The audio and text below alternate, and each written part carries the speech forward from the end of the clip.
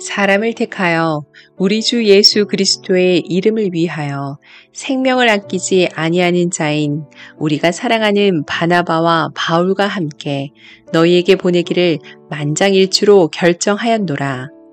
그리하여 유다와 실라를 보내니 그들도 이 일을 말로 전하리라. 성령과 우리는 이 요긴한 것들 외에는 아무 짐도 너희에게 지우지 아니하는 것이 옳은 줄 알았노니 우상의 제물과 피와 목매어 죽인 것과 음행을 멀리할지니라. 이에 스스로 삼가면 잘 되리라. 평안함을 원하노라 하였더라. 안녕하세요. 박한성 목사입니다. 교회에서 토요일이면 새벽 예배 후 청소를 하고 족구를 했습니다. 얼마나 교회 분위기가 좋았는지 모릅니다. 그런데 족구를 하다 보니 심판이 은혜파다 보니까 은혜롭게 적절히 판결을 내리는 그러한 상황이 있었습니다. 문제는 한쪽 편에 원칙주의자들이 있었죠. 맞고 틀린 것이 너무나도 명확한 분들이었습니다. 문제가 생겼어요. 세트 승리를 좌지우지할 만한 사건이 벌어진 거죠. 상대방이 때렸는데 라인 근처에 떨어진 거예요.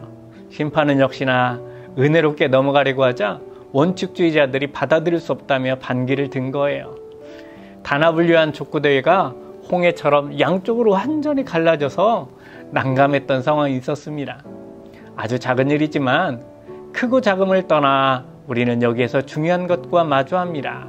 그것은 내 의견보다 본질을 중시하라 라는 것이에요. 교회의 위기는 시련이 다가올 때가 아니라 본질을 놓칠 때입니다. 이방인들이 복음을 듣고 구원받은 것은 좋은 일이죠. 잘된 일입니다. 축복받을 일이에요. 그런데 그게 문제가 되었어요. 어제 본문에 나오는 내용처럼 이방인들에게 복음 외에 율법을 강요하는 무리들이 등장한 것이죠. 교회는 이 일로 말미암아 혼란에 휩싸였어요. 이때 야고보가 시몬 베드로와 선지자들의 말을 인용하여 내세운 말이 바로 이것입니다. 성경 한번 보실까요? 남은 사람이 나 주를 찾고 내 백성이라는 이름을 받은 모든 이방 사람이 나 주를 찾게 하겠다. 그렇습니다. 교회는 먼저 믿은 자들 뿐만 아니라 모든 사람을 위한 교회예요. 모든 사람이 다 예수 그리스도를 믿고 주님으로 고백하게 하는 것이 하나님의 뜻이고 신앙의 본질인 것이죠. 그러기 위해서 교회 다시 꿈꾸다에서는 신앙의 본질은 내 생각과 주장이 죽고 하나님의 뜻이 이루어지는 것입니다. 내 자존심과 교만이 죽고 하나님의 말씀이 사는 것입니다. 라고 얘기합니다. 그렇습니다. 내 판단을 꺾고 순종해야 됩니다. 이 본질을 알았던 야고보가 판결을 내리죠. 19절. 그러므로 내 의견에는 이방인 중에서 하나님께로 돌아오는 자들을 괴롭게 하지 말고. 여기서 말하는 내 의견에는 이라는 말은 내가 판결을 내린다 라는 것이에요. 또 하나의 의견이 아니라 분명한 선언을 하고 있는 것이죠. 바꾸거나 번복할 수 없다라는 것이에요. 요지는 주님을 영접한 이방인들을 괴롭게 하지 말라입니다. 주님이 구원의 손길을 내밀어준 이방인 기독교인들에게 또 다른 할례를 요구하는 것은 괴롭게 하는 것이라고 판결한 것이에요. 하나님의 심장을 알라는 것이죠. 하나님 앞에서 가장 큰 죄는 상대방을 미워하는 것이 아니고 그와 나를 구별하는 것이다 라는 말이 있어요. 또 하나 우리가 생각해 볼 것은 모든 것이 자유롭지만 그 자유를 교회의 하나됨을 위해서 사용해라 라는 것이에요. 성경 보실까요? 그러므로 만일 음식이 내 형제를 실족하게 한다면 나는 영원히 고기를 먹지 아니하여 내 형제를 실족하지 않게 하리라. 다른 사람들의 신앙을 실족해 하는 사람이 아닌 신앙을 지켜주는 사람이 되라 라는 것이죠. 그래서 규칙보다 배려와 사랑입니다. 야고보의 판결 속에는 배려와 사랑이 듬뿍 담겨져 있어요. 판결을 내렸지만 설명합니다. 강인함 속에 부드러움이 있어요. 내가 판결했으니 너는 무조건 따라야 돼가 아닌 것이죠.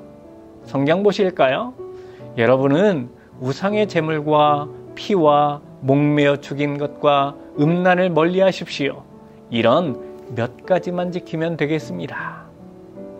우상의 제물과 피와 목매어 죽인 것에서 음행, 음란이라고 하는 것이 추가되었죠. 이 네 가지가 보여주는 게 무엇일까요? 당대 이방인들의 삶이었습니다. 야고보는 유대인들이 너희 이방인들을 위해 판결에 순복하니 여러분도 이런 것 정도는 지키면 좋겠습니다. 라는 것이죠. 본질이 아닌 것은 서로의 신앙을 위해 배려하고 사랑으로 행하는 것이 필요합니다. 최근에 한 일간지에 나온 기사를 보았습니다.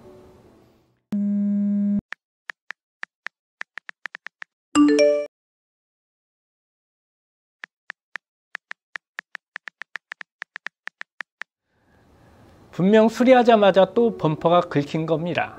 그런데 크게 문제가 없으면 그냥 가셔도 된다고 합니다.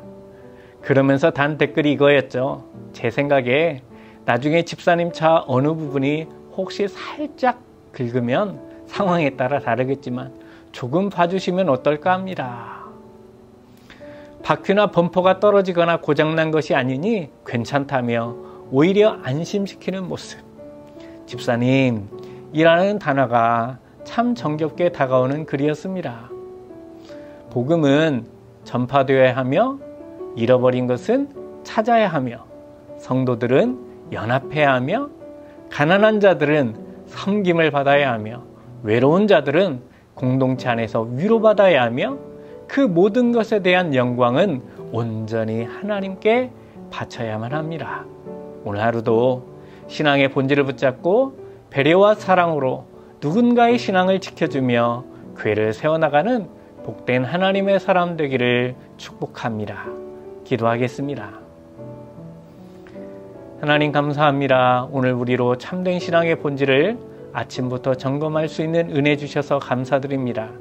하나님의 말씀을 배려와 사랑의 인생 바퀴로 실어 나르는 복된 그리스도인들 되게 하옵소서. 우리의 삶을 통해 누군가의 신앙을 세워주는 은혜 주시옵소서.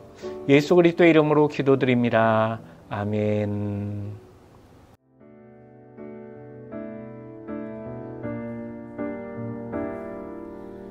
하늘에 계신 아버지, 그 크신 사랑은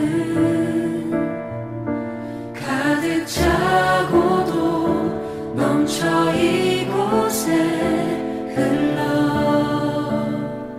흘러내리네.